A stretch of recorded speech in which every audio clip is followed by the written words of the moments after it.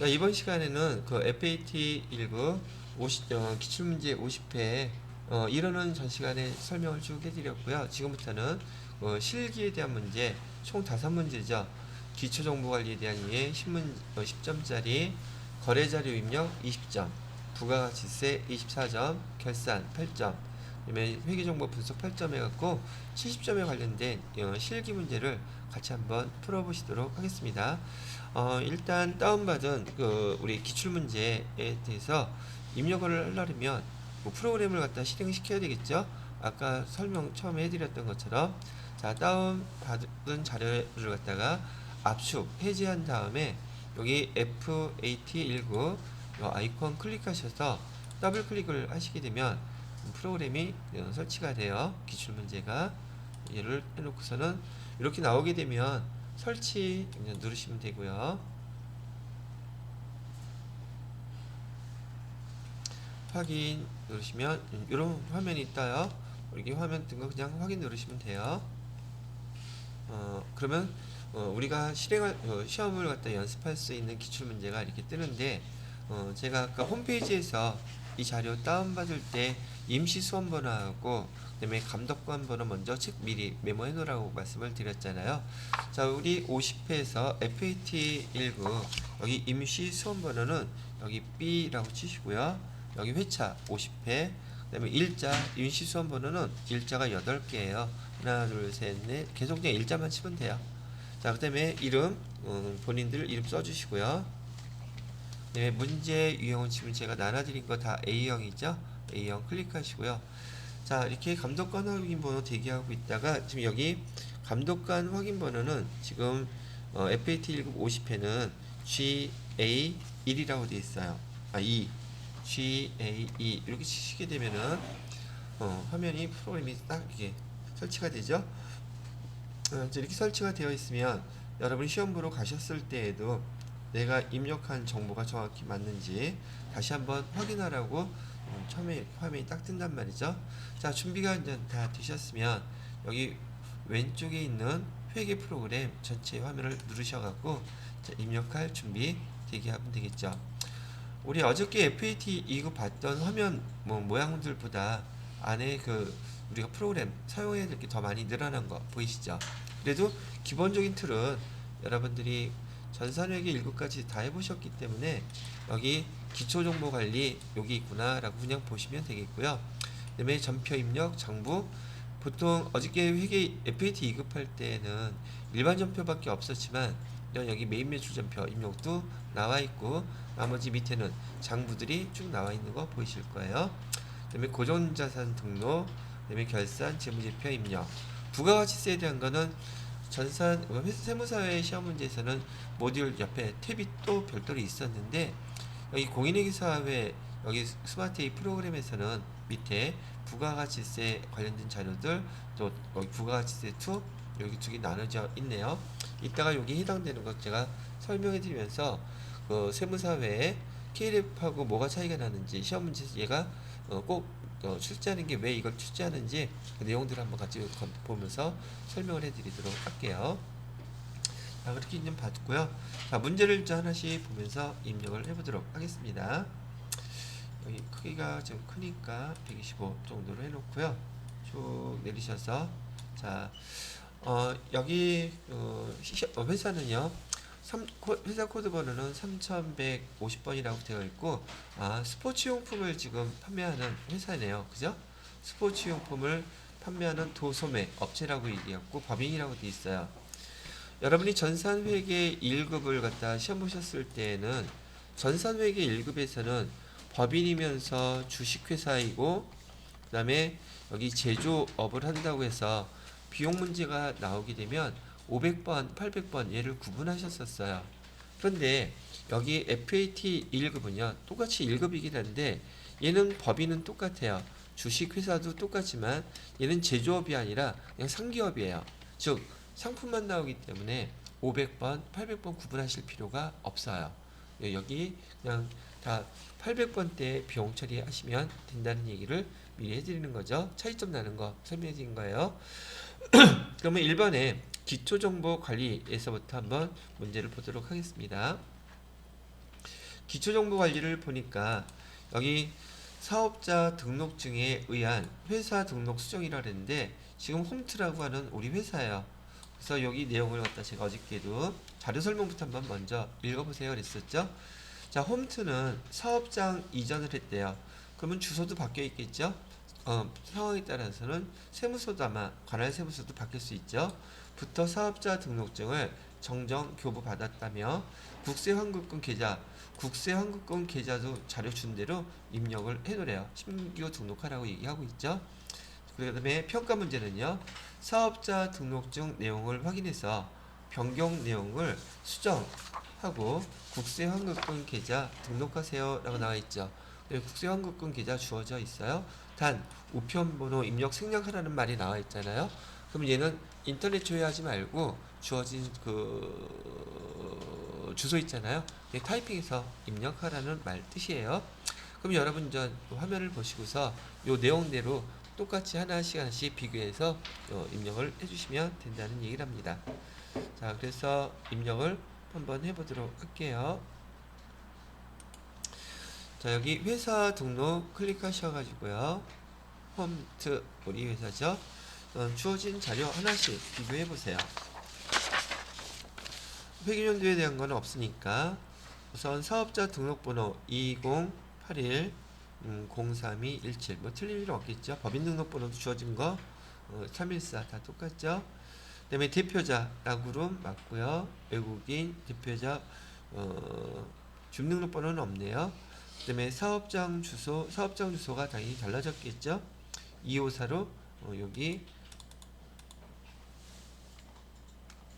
254 해주시면 되겠고요. 그 다음에 도곡동 용문빌딩 도곡동 여기 놓고서는 용문빌딩 써주시면 되겠네요.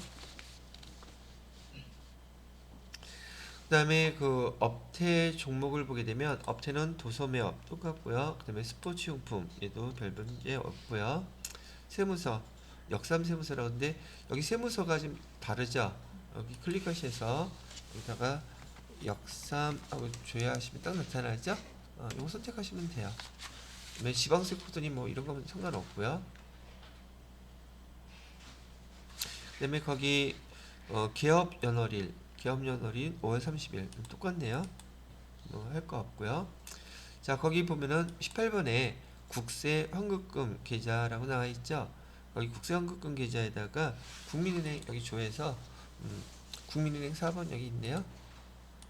그 다음에 지점은 어디 지점이라고 되어 있냐면 강남 지점이라고 되어 있고요. 강남.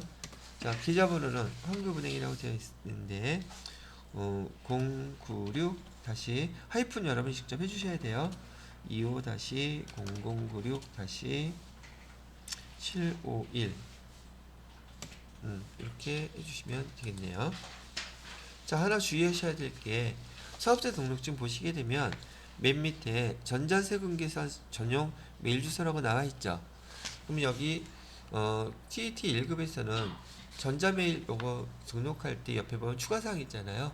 추가사항 클릭하셔서 저기 담당자 이메일 똑같이 되어 있는 거 확인할 수 있죠. 이사 갔어도 사실 여기 이메일 주소는 안 바뀌겠죠. 그런데 혹시 입력하라는 문제가 나오게 되면 여기 보시게 되면 지금 담당자 이메일 주소 추가사항에서 입력한다는 거 참고로 알고 계셔야 된다는 얘기를 해드리는 거예요. 그럼 여기 주어진 자료 다 입력하셨죠? 됐나요? 예, 그럼 끝났어요. 그럼 첫 번째 문제는 이걸로 마무리가 됐다는 얘기예요. 자, 그 다음에 두 번째 문제는 기본 입력사항에서 지금 여기 보니까 손익계산서 나와 있죠. 손익계산서. 자, 문제도 한번 읽어볼까요?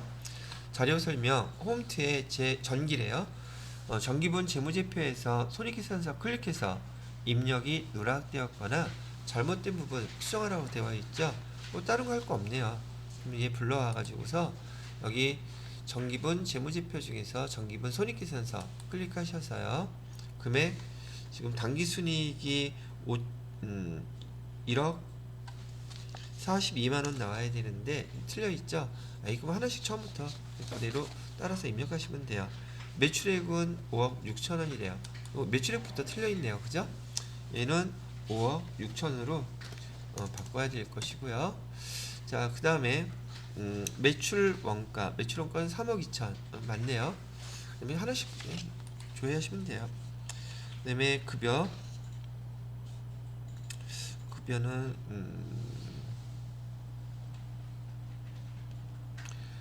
8,230 맞고요. 그다음에 복류생비 10만원 맞고, 그다음에 여비교통비 350, 그다음에 접대비 520, 통신비 280, 세금과 부가 230, 감가상각비 590, 그다음에 보험료 184만원, 촬영유지비 854만원, 경상연구개발비 490만원. 경상연구개발비가 지금 없죠. 그러면 여기 밑에, 여기 계정 입력하실 때 맨 밑에다가 경상연구개발비 조회하세요. 경상연구개발비 하셔가지고 경상연구개발비 490 이렇게 입력하시면 되겠죠. 그 다음에 포장비 80, 그 다음에 소모품비 480, 밑으로 내려가서 이자 수익 320, 이자 비용 480, 법인세 등 50이 아니라 500이죠. 이거 틀렸네요. 이렇게 해놓으니까 거기 당기순위 교재에서, 아니 시험 문제에서 준 숫자하고 화면의 숫자가 딱 일치시키면 되겠죠. 이거 별반 어려운 문제는 아니었었어요. 자, 이렇게 하고 끝내시면 됩니다. 자, 그 다음에 세 번째 문제 뭔가 봤더니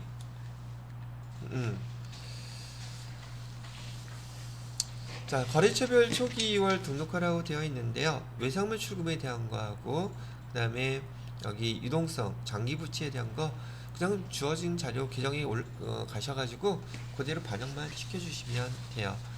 거래처별 초기 2월 등록 가볼게요. 거래처별 초기 2월 클릭하시고요. 자, 우선 외상 매출금 클릭하시게 되면 지금 여기 거래처가 아무것도 등록이 안 돼 있죠.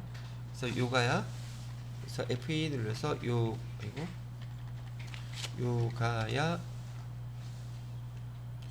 이렇게 저처럼 지금 이렇게 했고 하나만 클릭하고 하니까 입력이 안 되잖아요. 더블 클릭하시면 돼요. 전체가 이렇게 선택이 돼야지 거래처가 입력이 되는 거니까 요가야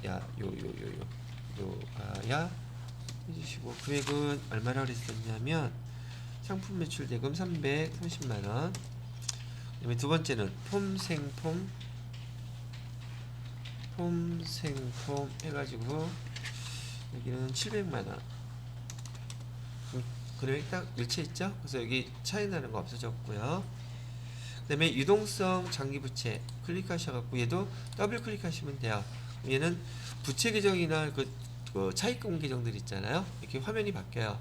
지구범은 지금 어음이 안 나와 있는데 어음도 마찬가지로 더블 클릭하시게 되면 화면이 바뀌어서 해당되는 자료 그대로 입력해 주시면 된다는 얘기죠. 유동성 장기부채 첫 번째 거래처는 바디라고 하네요. 바디 써주시고요. 만기일자는 2021년 11월 30일. 차입금 번호 같은 건 없고요. 금액은 700만원. 그 다음에 내용은 상환일은 되어 있지만 여기 뭐 일상환 이런 건 없죠. 그냥 엔터 치고 넘어가시면 되겠고요. 그 다음에 해당되는 거 보니까 이 거래처 금융기관이 아니죠. 금융기관이 아니라 여기 2번에 보시면 거래처라고 되어 있는 거 이렇게 클릭해 주시라는 얘기예요. 됐죠? 그 다음에 밑으로 쭉 내려와서 이자 지급 방식이니 뭐니 설명이 없는 것들은 아무것도 손대지 마시면 되고요. 거기 뭐 최초 차입일 있죠. 최초 차입일은 2019년 11월 30일. 이렇게만 입력해 주시래요. 최초 차입일 입력해 주시고 차입처 구분 되었고 다른 거 없죠. 그럼 첫 번째 거는 입력이 다 끝난 거네요. 그 다음에 두 번째 거 하면 되겠죠. 얘는 잠깐 쉬었다가 계속 설명해 드리도록 할게요. 자, 그 다음에 두 번째 거래처를 보게 되면 거기 운동화자라고 되어 있네요. 그래서 거래처 F2 누르시고 운동하자. 날짜는 만기일자 2021년 12월 15일. 그 다음에 금액은 1000만원. 그 다음에 일시상인 거고, 여기도 마찬가지로 금융기관이 아니라 거래처 선택. 다른 거 또 최초 차입일 하나 있죠? 최초 차입일은 2019년 12월 15일. 예, 이렇게만 입력해 주시게 되면 다른 뭐 주어진 거 없기 때문에 마무리를 지을 수 있다는 얘기죠. 자, 이렇게 해서 입력해 주시면 끝났습니다. 자, 거래처별 초기일까지 끝났고요. 여기가 이제 회계 1급에서는 기본 정보 관리에 대한 거 이런 식으로 문제를 내요. 틀리면 가는 건 안 되겠죠. 틀리지 않도록 하시고요. 2번 문제부터는 지금 거래자료 입력해서 20점이 나와 있는데 여기 일반전표 입력에다가 입력하는 항목들이에요. 자, 문제를 한번 보시게 되면 날짜는 10월 4일이고요. 자료 설명을 먼저 보면 업무용 노트북 수리했대요. 대금 현금으로 지급에 따르면 업무용 수리했다는 것을 수익적 지출로 처리할 것이라고 되어 있죠. 업무용 노트북을 갖다가 수리했을 때 계정을 갖다가 이제는 보통 수선비라고 많이 써요. 그래서 수선비라고 쓴다는 거 참고로 알아두시면 되겠고요. 노트북 수리한 거 출금전표로 해서 여기 수선비 이렇게 쓰시면 되겠네요. 자, 그래서 여기 일반전표 입력 클릭하시고요. 날짜는 10월 4일 선택하시고 출금전표로 해가지고 여기 수선비 800번대로 써주시고 금액은 25,000원. 예, 이렇게 하면 이 첫 번째 문제는 해결이 되었어요. 자, 그 다음에 2번 문제를 보게 되면 지금 영수증서 납세자용이라고 해서 영수증을 갖다가 지금 보여주고 있네요. 역삼 세무서에다가 홈투고 뭐 12만 6천 원 납부했는데 뭐를 냈나 한번 문제를 읽어보도록 할게요. 직원들의 9월분 급여에 대한 원천징수 근로소득세 납부 기한일에 우리은행 보통이금 계좌에서 납부에 따르면은 지금 이 소득세 같은 경우 월급에서 월급 지급할 때 직원들로부터 예수금으로 징수해놨겠죠? 그러면 여기 차변에는 뭐라고 쓰셔야 되겠어요? 이건 회사 부담분이 없어요. 그렇기 때문에 예수금만 그대로 빼주시면 될 거고요. 그 예수금은 얼마라고 그랬었냐면 12만 6천 원 써주시면 되겠고요. 대변에다가는 보통예금 통장에서 지금 이체했다 그랬죠? 12만 6천 원 똑같이 이렇게 써주시면 되는데 여기 세무사회 시험 문제 공인회계사회 시험 문제에서는 보통예금 거래처 꼭 써주셔야 된다고 말씀을 드렸죠. 그래서 여기 보통예금의 거래처 반드시 써주셔야지 돼요. 안 그러면 감점 당합니다. 자, 이것도 뭐 별반 어려운 내용 아니니까 바로 입력해 보도록 하죠. 납부일은 며칠날 납부했다고 나와 있나요? 이게 10월 11일까지 였었는데 납부일에 납부했다고 했었죠. 보통예금 통장에서 납부한 날짜는 10월 11일 날짜는 10월 11일 써주시면 되겠고요. 차변에다가는 예수금 써주시고 금액은 12만 6천 원. 대변에다가는 보통예금은 어디서 납부했다 그랬냐면 우리은행이라고 되어 있네요. 우리은행 보통예금 통장에서 12만 6천 원. 네, 이렇게 해주시면 되겠어요.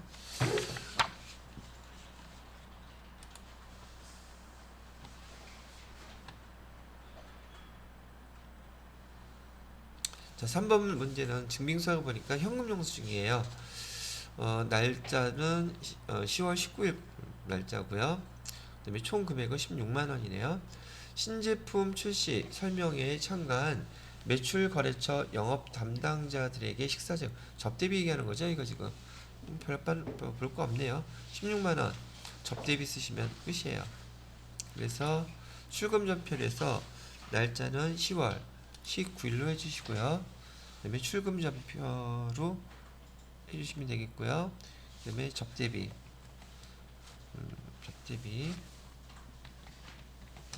813번인가? 그래서 금액은 16만원.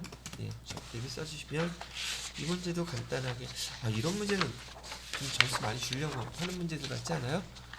근데 계속 나오잖아요. 이게 실무에서 많이 실제로 벌어지는 일들이니까.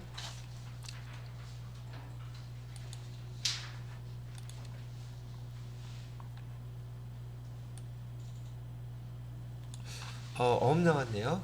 자, 여기는 입력하시기 전에 우선 또 여기도 설명 한번 먼저 들으시고 나서 그 다음에 입력하시면 좋겠어요. 이렇게 어음에 대한 문제가 나오게 되면 일단 거래에 대한 내용들에 대한 분개부터 먼저 하시라고 말씀을 드렸었잖아요. 자, 여기 약속어음을 배서 양도했다 그랬어요. 배서 양도의 뜻은 벌써 우리가 갖고 있던 어음을 상대의 거래처에다 전달해 주는 거죠. 그렇기 때문에 처음 받았을 때 벌써 이 자료는 다 등록이 되어 있겠죠. 그래서 얘도 다 입력할 필요는 없어요. 받을 어음으로 갖고 있던 거 건네주는 거기 때문에 밑에 자금 관련 정보 입력할 때 등록되어 있는 거 조회해서 사용만 하시면 돼요. 그 다음에 문제를 보시게 되면 11월 1일 필라테스 외상 매입 대금 3천만원을 바디엑스에서 상품 매출 대금으로 받아 보관 중인 전자음으로 배사해서 지급했대요. 여기 특이한 것은 여기에 대한 거래처를 잘 구분해서 입력하셔야 된다는 얘기죠. 외상 매입금을 갚는 회사와 그다음에 이 받으럼 갖고 있던 거래처가 회사가 다르죠. 그래서 거래처가 두 개가 나온다는 거 알고 계시면 되겠습니다. 그러면 외상 매입금 대금 갚았으니까 우선 이 어음 거래에 대한 회계 처리를 한다 그러면 차변에 외상 매입금 3천만원 이렇게 써주시고요. 여기 거래처는 필라테스라고 써야 되겠죠. 그 다음에 대변에다가는 가지고 받을 어음을 사용하는 거니까요. 받을 어음 3천만원 이렇게 해주시고, 여기 거래처는 여기 바디엑스 이렇게 거래처가 다른 거 구분해서 입력해 주시면 된다는 얘기를 합니다. 자, 얘도 한번 일단 거래처에 대한 거래 자료를 입력을 해볼게요. 날짜는 무슨 날로 되어 있냐면 11월 1일로 되어 있고요. 11월 1일 차변에다가는 외상 매입금 해주시면 되고요. 여기 거래처는 필라테스 금액은 3천만원, 대변에다가는 받으러움 해주시면 되겠고, 이 받으러움은 어디서 받은 거냐면 바디엑스에서 받았대요. 바디엑스에서 받은 금액으로 3천만원 이렇게 입력해 놓은 다음에 여기 자금 관련 현황 불러오기 할 때요, 여기 받으러움 계정에 커서가 가 있어야 된다고 말씀해 드렸죠. 그 다음에 F3 눌러주세요. F3 누르면 밑에 어음 상태가 나와요. 지금 이 어음 상태는 지금 밑에 메시지 창에 우리가 배서했다 그랬잖아요. 그래서 3번으로 이렇게 등록을 해주시면 되겠고요. 그 다음에 어음 번호 입력하는 게 아니라 일단은 F2를 눌러서 조회를 해보세요. 그럼 바디엑스에 받은 거 있잖아요. 요거 그냥 선택만 해주시면 돼요. 그럼 나머지 자료들 다 입력이 되어 있죠. 근데 여기서 하나 주의해야 될 게 있어요. 얘를 천천히 이렇게 엔터를 쳐보시게 되면 요 맨 밑에 지급거래처 어디다 줬어요 물어보죠. 요거는 입력해 주셔야 돼요. 요거 깐뜨륵하고 넘어가는 경우 있거든요. 그래서 지급거래처 F2 누르셔가지고 거래를 지급한 곳은 필라테스에다가 지금 지급을 했죠. 필라테스 조회하셔서 얘를 꼭 이렇게 입력을 해주셔야 된다는 얘기예요. 그럼 이렇게 해서 받으러움 관리 문제도 마무리가 됐고요. 그 다음 문제 보시게 되면 5번 문제네요. 기타 일반 거래라고 되어 있으면서 내용을 보니까 운동기구를 갖다가 어떻게 했는가 보네요. 날짜가 11월 9일. 우선 거래 내용 한번 읽어봐야 되겠죠. 거래 내용을 보니까 판매용 상품인 저주파 운동기구를 주문했대요. 주문하고서 계약금 합계금액의 20%를 하나은행 보통예금 계좌에서 이체해서 지급했다고 얘기를 하고 있네요. 그럼 얘 지금 계약금 준 거죠. 그러면 차변에 청급금 쓰고 거래처 쓰시면 되겠고요. 대변에다가는 여기 보통예금 하나은행으로 표시해 주면 되겠네요. 그죠? 별반 이것도 어려운 거 아니니까 바로 입력을 해보도록 하겠습니다. 날짜는 11월 9일로 해주시면 되겠고요. 차변에 돈 지급한 거니까 선급금을 거래 준 회사는 스미스라는 회사에다가 줬겠죠.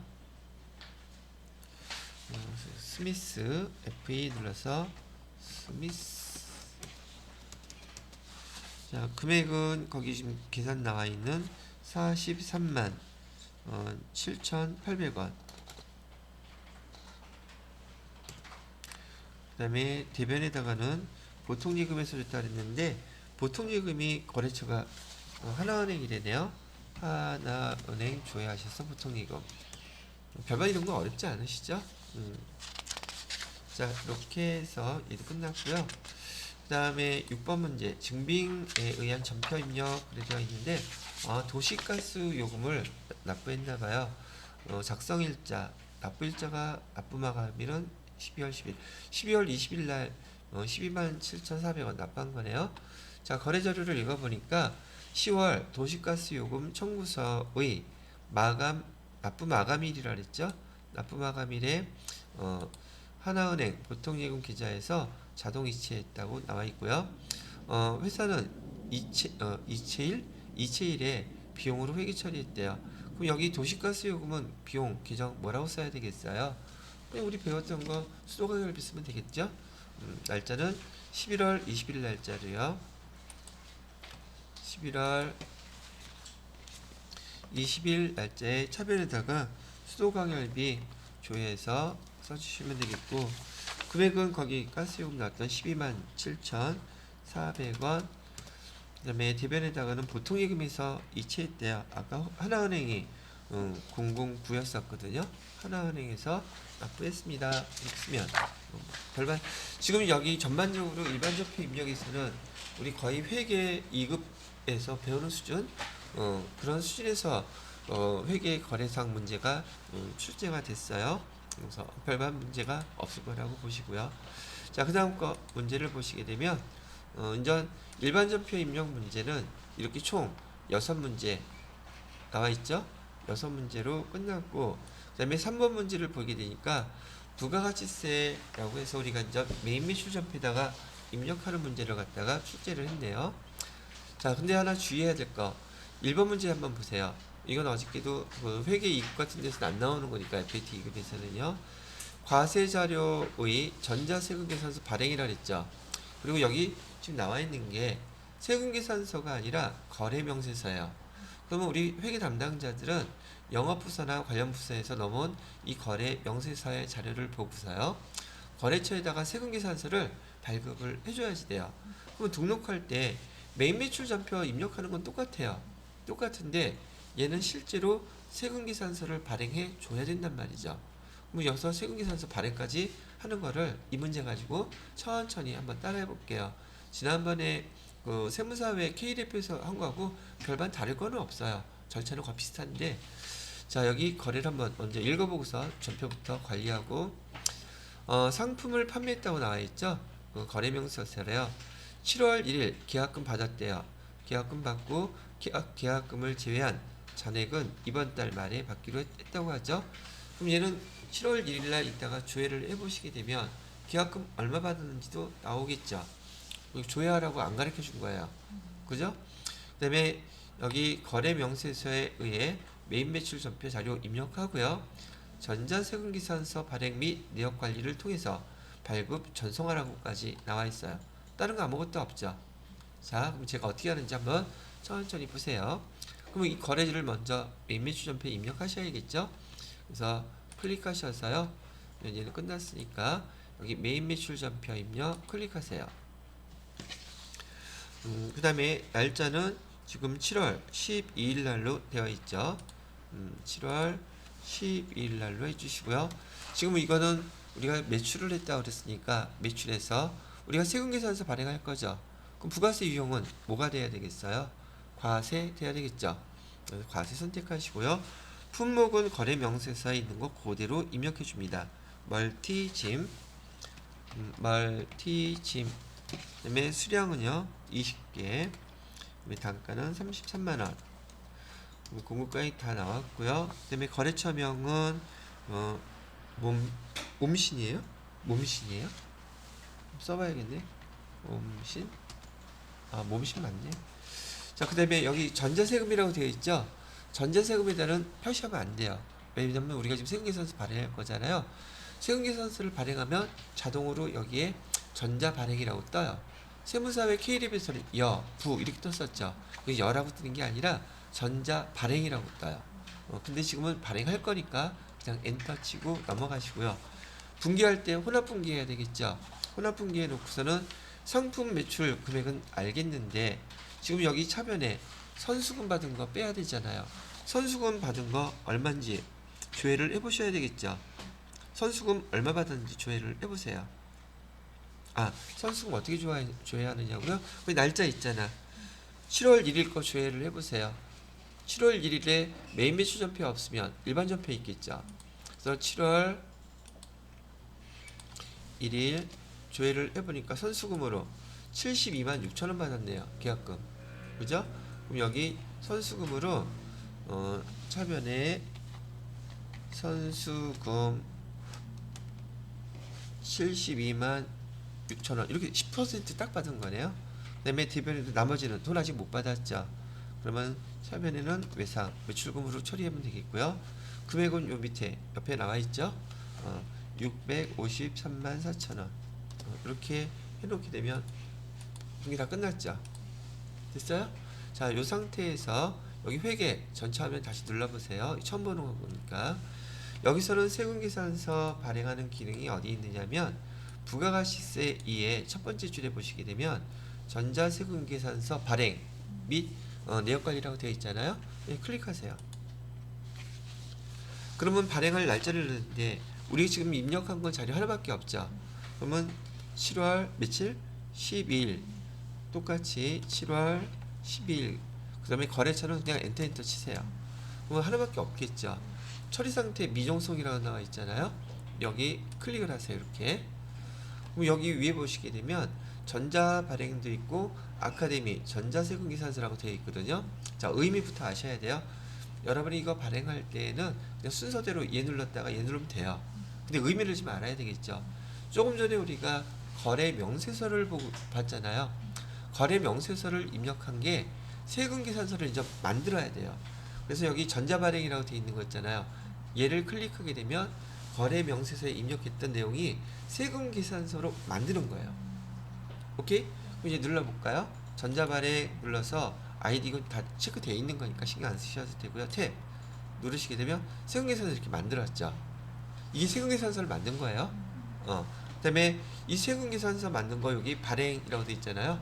그러면 세금계산서 지금 만들었으니까 확인해 보고 파일로 저장하라는 뜻이에요. 발행이라고 했다고 해서 거래처에 보내라는 뜻이 아니에요. 우리 거 발행, 세금계산서 만든 거 이제 확정시킨 거예요. 그래서 발행이라는 거 딱 누르게 되면 확인 요청이 딱 와요. 세금계산서가 이제 만들어졌다는 뜻이에요. 보냈다는 뜻 아니에요. 확인 누르신 다음에 이제 얘 발행할 거잖아요. 그럼 또 클릭하는 거야. 그 다음에는 얘 선택하면 돼요. 얘가 국세청과 거래처로 이제 보내는 거예요. 세금계산서를 만들었으니까 전자세금계산서 클릭하셔가고요. 그럼 국세청 연결시킬 수 있는 프로그램 사용하는 거 거기 로그인 하라는 뜻이에요. 로그인. 그리고 여기 이제 아무것도 안 나타났는데 우리가 지금 전자세금 발행할 거잖아요. 여기 매출조회 있잖아요. 매출조회 클릭하시게 되면 발행할게 이렇게 나타나요. 그럼 요거는 조금 전에 우리가 세금계산서 만드셨잖아요. 세금계산서를 만들어 놓은 상태인데 얘를 갖다가 전송하게 되잖아요. 전송하게 되면 요 위에 관리번호, 책번호, 건번호, 일렬번호가 쫙 뜨고 그 다음에 세금계산서 발행 국세청에 거래처에 보냈던 전송번호 있잖아요. 확인번호가 떠요. 어떻게 해요? 이렇게요. 제가 먼저 해볼게요. 이 상황에서 이 세금계산서를 전송하는 기능은 버튼이 3개나 돼요. 여기 눌러도 되고요. 요 밑에 발행 있죠. 여기 눌러도 되고 여기 눌러도 돼요. 되게 많죠? 여기 킹이는 대로 그냥 내키는 대로 누르는 거예요. 그래서 여기 발행이라는 걸 일단 누르시잖아요. 발행 완료됐다고 나오죠. 제가 확인 누르면은 여기에 발행 관리번호부터 쭉 떠요. 이렇게 승인번호도 여기 떠 있죠. 그리고 친절하게 여기 국세청 전송별과라고 나와 있죠. 여기 누르면 여기 쭉 어디 갔어? 엔터. 근데 실제로는 거의 조회하지는 않습니다. 뭐야? 여기 매출 조회 있잖아요. 매출 조회 누르면 조금 전에 전송했던 것들이 쭉 이렇게 나타나요. 근데 이거 뭐 누르는 게 이제 반복적으로 몇 번만 연습하시게 되면 이거 굳이 안 봐도 되겠죠. 뭘 봐야 돼? 근데 오히려 봐야 될 거는 아까 메인 매출 점표 입력해서 이 날짜로 다시 이렇게 조회하시잖아요. 그리고 거기 전자세금에 전자발행 딱 떠있죠. 이렇게 조회하시는 거예요. 별로 지난번에 세무사회과하고 비교했을 때 어렵지는 않죠. 근데 제가 말씀드렸던 거는 이 공인회계사회 이 프로그램이 실무에서는 훨씬 많이 사용되기 때문에 이거 알아두는 게 많이 도움이 되신다는 얘기예요. 세금계산서 발행 문제 얘는 1번 문제로 반드시 나옵니다. 그래서 잘 기억하고 계시고 이제 연습 계속 하시다 보면 틀릴 일도 사실상 없어요. 자, 두 번째 문제 이제 보도록 하겠습니다. 두 번째 문제는 매입거래인데 세금계산서 나와 있죠. 매입거래에서 세금계산서 나오면 51번인가 54번인가 판단하셔야 되죠. 한번 내용을 읽어보도록 할게요. 날짜는 7월 23일인데요. 판매용 스미스 머신을 구입하고 합계액 중 50%는 현금으로 지급하고 나머지는 상품 외상으로 했다고. 아무것도 없네요. 일반 거래죠. 일반 거래 문제 꼭 나온다 그랬어요. 왜? 난이도 어려운 것만 내는 게 아니라 일반 거래를 여러분이 입력할 수 있는지 기본적으로 테스트한단 말이죠. 그럼 얘는 지금 부가세 유형은 51번 하면 되겠죠. 메인 매출 전표 입력 클릭하셔서 날짜는 7월 23일 날짜로요. 부가세 유형은 매입에서 세금계산서니까 그냥 51번 과세. 품목은 스미스 머신이라고 되어 있고요. 스미스 머신. 그다음에 수량은 2개. 단가는 100만원. 거래처는 멋쟁이라고 되어 있네요. 멋쟁이. 세금계산서 받았죠. 여기도 마찬가지로 1 하면은 얘는 전자 입력으로 되죠. 자, 분기는 현금 받은 거 있고 반반이라고 했으니까 3번 눌러서 혼합분기 하셔야겠죠. 여기 분명히 상품이라고 그랬어요. 혼합분기에 누르면 여러분이 그 분기 완성시키라 그랬죠. 자, 이렇게 차변에 상품 산 거에 대해서 현금으로 지급했다고 했으니까 대변에 101 해가지고 110만원이 되겠네요. 그 다음에 대변에 나머지는 외상으로 했으니까 외상 매입금 110만원 이렇게 하면 되겠죠. 그 다음에 3번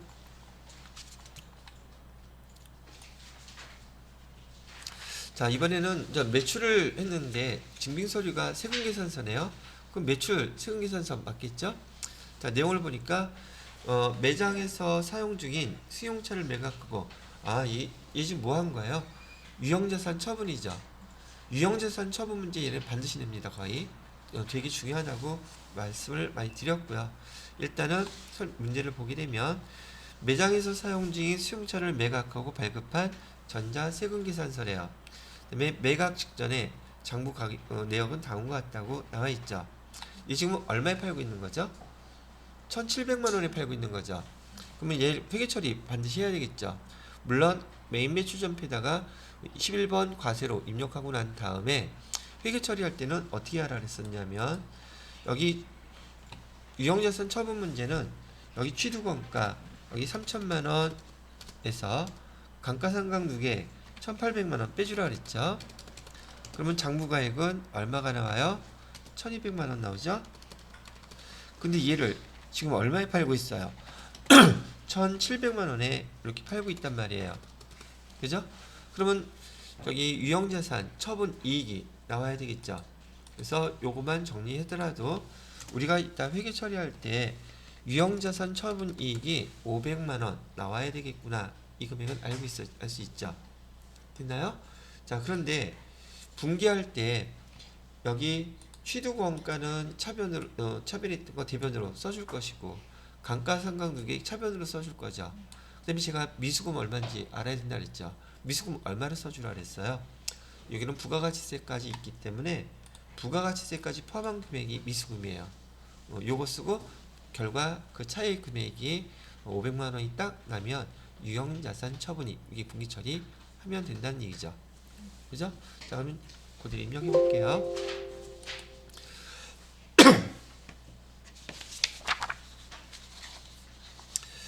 자, 날짜는 지금 매각한 게 8월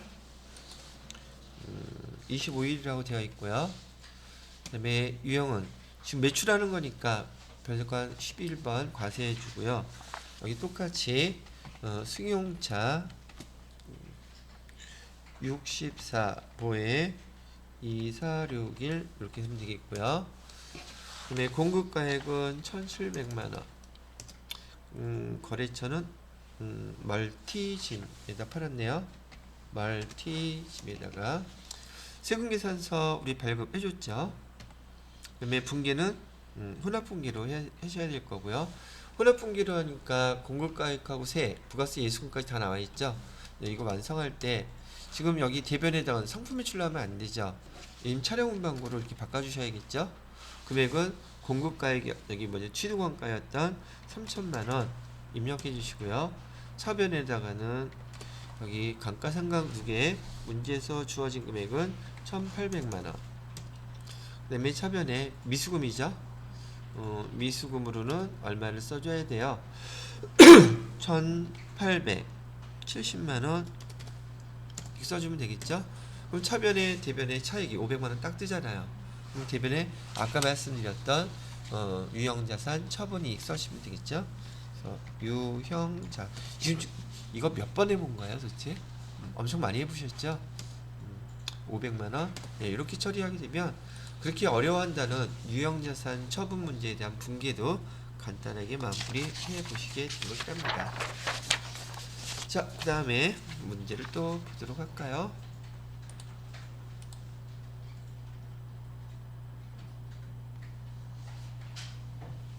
자, 이번에는 매입거래인데 제가 누누이 말씀드리지만 여러분이 그 메인 매출전표 입력할 때 부가세 유형은 증빙서류 보고하라 그랬어요.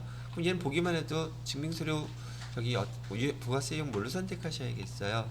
53번 면세 해야 되겠다 딱 아시겠죠? 내용을 한번 읽어볼게요. 영업팀 업무용 참고 도서 책 샀네요. 그죠? 메인 매출 자료에 입력하세요. 그런데 계정은 책을 샀으니까 뭐라고 쓰면 되겠습니까? 계정은 도서 인쇄비 쓰면 되겠죠? 자, 입력해 봅시다. 날짜는 9월 10일로 되어 있어요. 9월 10일 부가세 유형은 53번. 그다음에 내용은 언택트 시대의 홈 트레이닝 글씨도 되게 많이 넣었어. 10개 21,000원. 거래처는 아마북. 계산서 발급받았고, 자, 분기는 외상으로 구입했다 그랬죠? 여기다 외상하면 안 되죠. 뭐라고 쓰셔야 돼? 혼합하고 난 다음에 상품 계정은 지금 뭐라고 쓰시오? 도서 인쇄비 하기로 했었죠? 해주시고, 그다음에 대변에다가는 미지급금 쓰셔야겠죠? 미지급금 아마북 이렇게 써주시면 얘도 됐겠네요. 자, 그 다음 거 보시면 신용카드 매출전표 거래네요. 날짜가 9월 13일로 되어 있어요. 9월 13일 삼성카드네요. 상품 러닝밴드를 개인 최맥아에게 판매하고 매출 자료죠. 매출에서 신용카드로 팔았으니까 카가 쓰면 되시겠네요. 그죠? 별반 볼 거 없어요. 날짜는 며칠날이라고 했냐면 9월 13일이라고 했고요. 유형은 매출에서 카드 매출이니까 17번 카가 신용카드는 어디라고 되어 있냐면 삼성카드라고 되어 있죠. 확인 누르시면 되겠고요. 그 다음에 품목은 상품이라고 그랬으니까 그냥 상품이라고 쓰셔도 상관은 없어요. 로잉 밴드. 네, 공급가 행란에다가 공급대가 입력하시면 되죠. 132,000원 쓰시면 되겠고요. 그다음에 거래처는 최백아, 최백아. 그다음에 분계는 카드 하면 되시겠죠? 그러면 상품 매출 카드는 지가 알아서 딱 표시되어 있어요. 어떻게 보면 얘가 좀 편한 것도 있죠. 자, 이렇게 해서 입력하시게 되면 여기 카드 매출에 대한 것도 마무리가 됐고요. 그 다음에 문제가 또 뭐가 있나 봐야죠. 자, 이번에도 세금 계산서네요. 그럼 이 정도 되면 불공 하나 나올 때 되지 않았어요? 그냥 통방으로도 불공 나오게 돼 있을 것 같아. 자, 자료 설명을 보시게 되면 날짜는 9월 24일이고 세금 계산서인데 매입이잖아요. 그러면 매입인데 부가세 유형을 51번 써야 될까 54번 써야 될까 판단하셔야 되죠. 그럼 면세 사업에 사용하기 위해 나왔잖아요. 그럼 이게 불공사항이죠. 면세 사업 전용 면세 사업 관련. 그래서 내용을 갖다가 그대로 입력해 주시면 되겠죠. 그래서 여기 날짜는 9월 24일이고요. 9월 14일 유형은 54번 불공사항 꼭 외우고 계셔야 되겠죠. 여기 면세사업 관련분 되어 있네요. 면세사업 관련분 이렇게 해주시고 품목은 3D 컬러 입체 프린터. 그다음에 수량은 1개 370만원. 거래처는 프린트 3개. 프린트 3개. 세금계산서 발급받았고요. 금액은 다 지금 외상이네요. 외상이라고 했어도 기정은 혼합분기로 해놓으신 다음에 사용하기 위해서 3D 샀으니까 얘 비품이라고 쓰셔야겠죠. 비품 써주시고요. 대변에다가는 미지급금 쓰셔야 되겠죠. 미지급금 프린터 3개 이렇게 정리해 주시면 돼요. 뭐 분기 자체는 어려운 건 없으실 거예요. 자, 그 다음에 문제가 뭐가 나와 있나 보도록 할까요? 자, 7번 문제는 부가가치세 신고세에 의한 회계처리라고 되어 있죠. 지금 여기 부가가치세 신고하려고 그러는데 일기 예정신고서 참고해서 3월 31일 부가가치세 납부 환급세액에 대한 회계처리하라고 되어 있죠. 납부할세액은 다 미지급세금으로 하고 만약에 환급세금으로 나와 있으면 미수금으로 처리하라고 친절하게 개정까지도 이렇게 가르쳐주는 시험 문제가 나왔단 말이죠. 자, 그럼 회계 처리하기 위해서 부가가치세 신고서를 먼저 한번 봐야 되겠죠. 자, 그래서 여기 회계에서 밑에 보시게 되면 부가가치세 신고서 있죠. 클릭하시고요.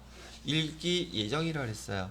1월 1일부터 3월 30일까지 조회를 해 보시게 되면 네 하고 나와 있죠. 자, 그러면 지금 여기 나와 있는 그 부가세 예수금은 지금 548만 5천원이죠. 얘는 지금 부가세 예수금은 차변에 있는 거잖아요. 그러면 차변에 있는 금액은 우리가 대변으로 날짜는 3월 31일 날짜로요. 부가세 예수금 이 차변은 먼저 다 상계에서 없애줘야 되죠. 부가세 예수금 얼마? 545만 8천원 이렇게 해주시면 되겠죠. 자, 그 다음에 매입세액은 어디 있어요? 매입세액은 269만원 되어 있죠. 얘는 차변이 원래 부가세 대급금이니까 부가세 신고할 때는 대변으로 다 또 상계처리해서 없애주셔야 되겠죠. 부가세 대급금 금액은 칸이 모자라. 그래서 여기 269만원 이렇게 해주게 되면 지금 부가세 예수금 납부해야 될 게 훨씬 더 많죠. 그러면 얘는 우리가 다음 달 4월 25일 날 납부해야 되는 세금이 발생한 거잖아요. 그럼 얘는 미지급 세금 해놓고서는 여기 납부 환급세액으로 나와 있는 276만 8천원 이렇게 해주시면 끝난다는 얘기죠. 이렇게 해주시면 돼요. 연습 뭐 많이 해봤던 것들이니까. 그래서 얘를 갖다가 입력해 주신다면은, 근데 얘 부가가치세는 메인 매출전표 입력해요, 일반전표 입력해요? 일반전표 날짜는 일기 예정이라고 했으니까 3월 30일 날짜로 차변에 부가세 예수금으로 써주시고요. 금액 나와 있었던 거는 545만 8천원 이렇게 해주시고, 대변에다가는 부가세 대급금으로 해서 269만원, 대변에 미지급세금 해줘야 되겠죠. 여기 미지급세금 거래처 코드 입력하래요. 아까 우리 거래처 그러면 우리 회사의 세무서가 어딘지 알아야 되잖아요. 세무서 어떻게 찾아요? 아니, 우리 회사 밑에 가면 세금 세무서 나오잖아요. 우리 회사 거기서 보시고, 여기는 지금 역삼세금서라고 나와 있죠. 그래서 역삼 거래처 입력하라 그러면 역삼세무서 이렇게 입력을 해주셔야 돼요. 납부할 금액은 268만원, 276만 8천원 되셨나요? 자, 이렇게 정리가 됐고요. 자, 그러면 총 7문제가 나왔는데, 메인 매출전표 입력과 부가가치세 신고서까지 다 입력해 보셨죠? 여기까지가 부가가치세와 관련된 문제들이었습니다. 자, 그 다음에 4번 문제를 보니까 4번 문제는 결산 문제라고 나와 있어요. 결산 문제 1번 문제는 수동결산, 뭐 빠지지 않고 나오죠. 여기도 손익의 예상이 어떤 건가? 자, 정기예금에 대한 기간 경과분. 정기예금이면 기간 경과분이면 여기 연습을 여러 번 해보시다 보면 말이죠. 지금 얘 이자 수익에 대한 문제겠죠. 그 다음에 돈 받았겠어요? 못 받았겠어요? 그러면 얘는 손익의 예상에 해당되는 문제죠. 근데 수익을 못 받았으니 미수수익 써야겠구나, 아시겠죠? 예상만 하면 되는 거니까. 그래서 차변에다가 일반전표 입력해서 차변에다가 미수수익 80만원 쓰면 되시겠고, 대변에다가 이자잖아요. 이자 수익 올해 거가 해당되는 80만원 이렇게 쓰면 바로 끝나는 거죠. 그래서 여기 일반전표 입력 12월 31일자로 가셔가지고요, 차변에 미수수익 80만원 써주시고요, 대변에다가는 이자 수익 80만원 이렇게 쓰면 끝나죠. 자, 그 다음에 자동결산이래요. 뭔가 봤더니 무형자산으로 특허권 설명하고 있네요. 취득이라고 쭉 나와 있고요. 자, 특허권에 대한 무형자산 내역입니다. 특허권을 고정자산 등록에 입력해서 무형자산 상각비 계산하고, 수동결산 또는 자동결산 메뉴를 이용해서 결산에 반영. 두 가지 문제죠. 그럼 고정자산에 먼저 등록하셔야 되겠죠. 그래서 특허권에 대한 거, 근데 주의해야 될 게 있나 없나 먼저 봐야 되겠네요. 왜 그러냐면, 이 특허권을 갖다 등록하려고 하면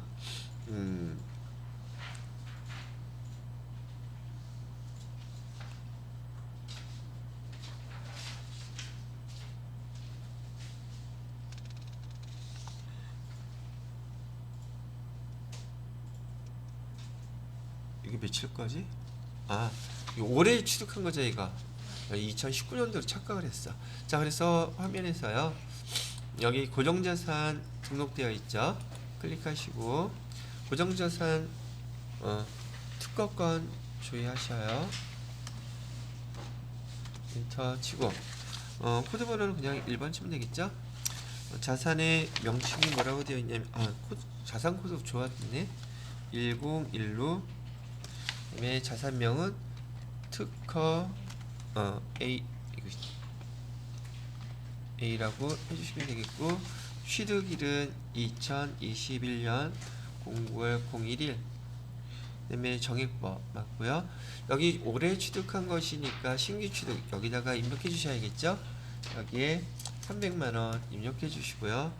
그 다음에 정액법 10년이라고 되어 있네요. 내용연수 10년 10번에다가 입력해 주시면 돼요. 그다음에 경비 구분은 800번대 되어 있죠. 그러면 주어진 자료 다 입력 끝났죠. 자, 그러면 여기 나와 있는 금액 얼마로 되어 있어요? 10만 원을 반영해 주셔야 되잖아요. 그죠? 얘는 입력이 끝났으니까 연 결산 자료 입력하셔가지고요. 아, 근데 이 반영되게 하려면 말이죠. 이건 저기 세무사회 프로그램은 없는 거니까 지금 이렇게 고정자산 등록하고 여기 등록 다 하셨잖아요. 얘를 등록하시고 나서 이따 결산 자료 입력에다가 반영하려고 하면 여기 월별 감가상각비 계산이라는 거 있죠? 예, 조회를 하셔가지고요. 여기서 오른쪽에 기능모음 보이시나요? 기능모음에서 저장을 반드시 해 놓으셔야지 돼요. 여기 날짜, 아이고, 여기 월별 감가상각비 계산에서 12월 31일자까지 전체 이렇게 조회를 하시면 특허권에 지금 등록된 거 쭉 나오잖아요. 근데 얘는 조회한 다음에 반드시 저장하는 게 문제예요. 저장을 해야지 결산자료 입력에서 불러오기를 할 수가 있어요. 여기 저장 클릭해서 저장 됐다고 나오죠. 자, 그런 다음에 결산자료 입력 가셔가지고요. 1월부터 12월달까지 조회하는 거는 똑같아요. 그냥 확인 누르시라 그랬죠. 자, 여기 그 다음에 기능모음 있죠. 기능모음 클릭하셔서 감가상각 반영이라고 되어 있는 거 보이시죠? 반영 눌러보세요. 그럼 여기 촬영원방구 무형자산 여기 특허권이 있죠. 결산 반영 여기 되어 있는 게 있잖아요. 누르시게 되면 그리고 얘 어디에 들어가 있는지 찾아보세요. 그럼 판관비에 있겠죠. 밑에 거기 무형자산 나와 있는 거 보이시나요? 특허권에 10만원 들어가 있죠. 그죠? 그런데 실무에서는 이걸 알아야 되기 때문에 제가 설명한 거예요. 근데 지금 여기 시험 문제잖아. 그럼 여기에다가 그냥 갖다 때려 넣으면 되잖아. 그런 거 이제 처음 해봤는데 선생님 헷갈리는데 어떻게 해요? 다 기억이 안 나요? 아, 그냥 여기다 10만원 넣으면 돼요. 그리고 뭐 이걸 넣고 끝나면 안 되죠. 뭐 해야 돼요? 전표 추가 꼭 눌러주셔야 되죠. 저는 조금 전에 그 감가상각한 것을 갖다가 저장시킨 거를 결산자료 입력해서 불러와서 반영하는 거는 실무에서 다 이렇게 할 수밖에 없겠죠. 워낙 종류가 많으니까. 근데 이거는 시험 문제잖아요.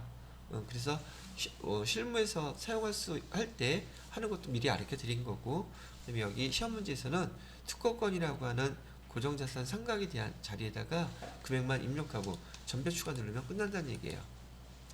그건 앞에서 우리 그 K랩 했던 거 별반 다른 거 없으시죠? 됐나요? 자, 이렇게 설명을 해드렸고, 그 다음에 다음 마지막 파트의 문제가 뭐가 남았나? 당연히 조회 문제 남아있겠죠? 자, 이번에는 조회 문제인데 부가가치세 신고서를 조회하셔서요. 여기 1기 부가가치세 예정신고 기간에 세금계산서를 수취하여 매입한 고정자산의 매입세액으로 옳은 것은 이라고 했죠. 이거 매입세금 계산서죠. 자, 이거 어디서 찾아야 되겠어요? 얘를 갖다가 다른 걸 물어본 게 아니라 고정자산의 매입세액 물어봤잖아요. 그럼 부가가치세 신고서 조회하셔가지고 매입세금 계산서의 밑에 보시면 그 고정자산 취득분 있죠. 그거 보셔야 된다는 얘기예요. 그러면 어디를 보라는 얘기야? 여기 부가가치세 신고서에서요. 1기 예정거 조회를 하시게 되면은 부가가치세 신고서는 우리가 배웠던 세무사회 거나 여기 거나 똑같겠죠. 여기 보시게 되면 세금계산서 수취분 매입과 여기 있죠. 여기 일반 매입과 그다음에 고정자산 매입 이렇게 나눠지잖아요. 근데 매입세액이 얼마냐고 물어봤죠. 매입세액은 얼마라고 대답하시면 되겠습니까? 400만원 딱 남아있죠? 또 공급가액 대답하지 말고 여기 그렇게 보는 사람을 위해서 친절하게 공급가액도 나와있어. 그리고 에이 이걸 틀려? 그리고 띡 틀리면 예 틀리는 거예요. 이걸 틀려? 예 틀릴 수 있어요. 그래서 여기 부가가치세 신고서는요. 여기 공급가액이나 과세표준을 물어보는지 세액을 물어보는지 실수하지 않도록 조심하세요. 아니 제가 왜 이런 얘기 하겠습니까? 그럼 누가 틀려요? 아니 많아요. 시험 보러 가게 되면 내 정신 상태가 일반 정신 상태가 아니야. 맛이 간단 말이죠. 이거 주의하시라고 설명을 해드린 거예요. 왜냐면 긴장하면 많이 실수하게 돼 있어요. 자, 그 다음에 여기 보시게 되면 여러분들한테 이거 재무 비율을 갖다가 시험 문제를 내잖아요. 그러면 유동 비율이란 단기 지급 능력을 평가하는 지표라고 나와 있잖아요. 그다음에 유동 비율을 구하세요라고 해서 유동 비율은 어떻게 계산해요? 유동 자산분의 아니 유동 부채분의 유동 자산이 아예 알려주고 있잖아요. 그럼 여기서는 여러분들한테 유동 비율이 뭔지 그거 가르쳐 주려는 게 아니란 말이에요. 이 유동 자산, 유동 부채 금액을 어디서 찾아서 보는지 아는지 물어보는 거잖아요. 이해됐어? 그러면 여기 유동자산, 유동부채 재무상태표에 나와 있겠죠? 그럼 여기 재무상태표 클릭하셔서요. 이거 에러 떠도 상관없어요. 지금 유동자산 금액은 얼마야? 10억 4,400 이렇게 나와 있죠? 그러면 유동부채는 어디 있겠어요? 유동부채 얘 나와 있죠? 얘분의 얘잖아요. 그죠? 계산기를 눌러서 그냥 해보셔도 되겠죠? 자, 유동자산인 1044 652 286 나누기 유동부채는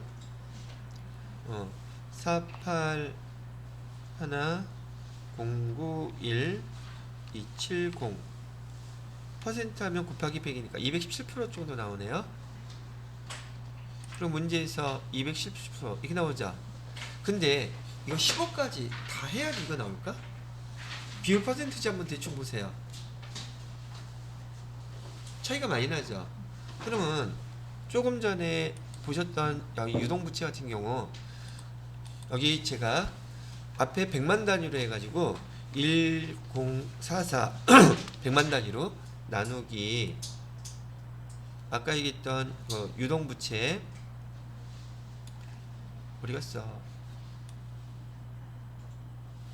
유동부채 여기 100만 단위라면 481이죠. 481 퍼센티자면 거의 비슷하게 나오지 않아요? 그죠? 나라면 그렇게 하겠던데. 그렇게 하라는 뜻이에요.